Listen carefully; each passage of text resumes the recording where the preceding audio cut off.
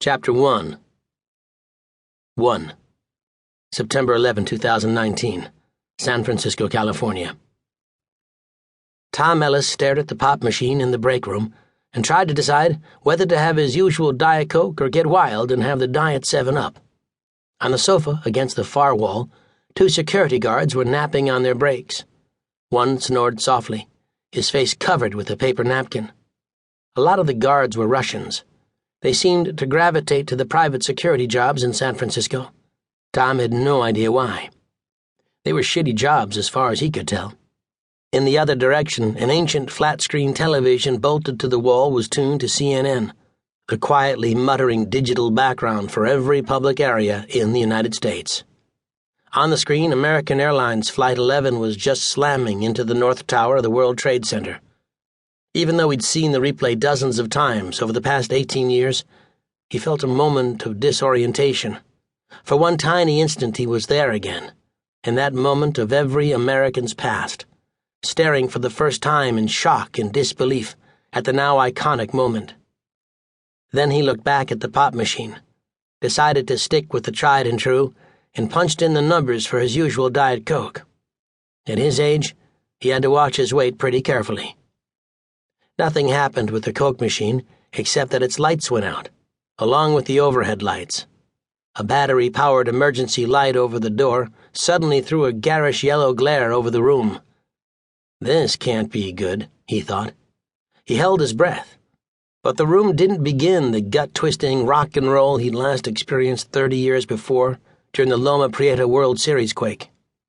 So at least it wasn't the big one everybody in California was waiting for.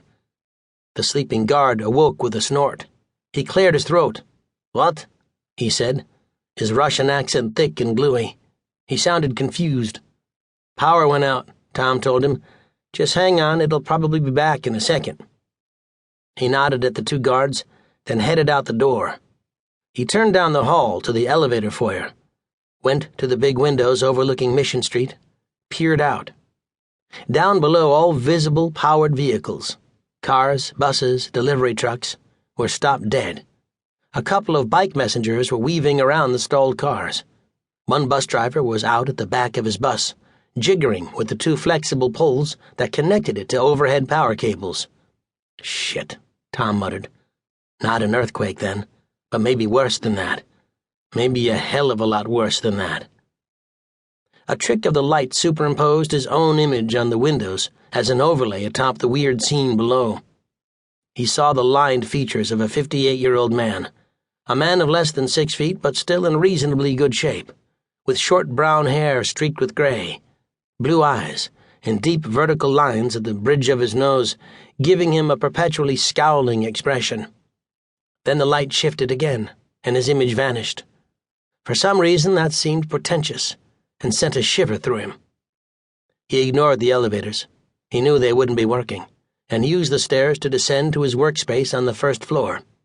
The stairs were lit by harsh, bluish battery-powered emergency LED lights.